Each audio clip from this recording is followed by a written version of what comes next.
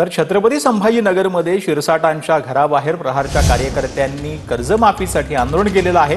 पोलिसांनी प्रहारच्या आंदोलकांना यावेळेला ताब्यात घेतले। 14 तारखेला मुख्यमंत्र्यांना भेटून प्रहारच्या मागण्या मांडणार असल्याचं शिरसाट यांनी म्हटलेलं आहे। आम्ही शेतकऱ्यांना कर्जमाफी देणारच आहोत असं देखील शिरसाट यांनी म्हटलं।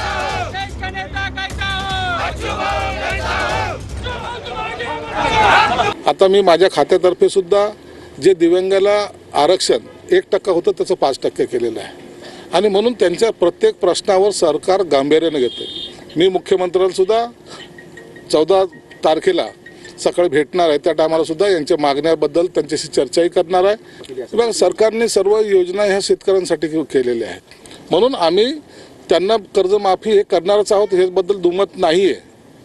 कुणीही असा गैरसमज जो पसरवायचा प्रयत्न करतात की शेतकऱ्यांचं आता काय, तुम्ही निवडणुकीमध्ये घोषणा केली होता, असं नाही।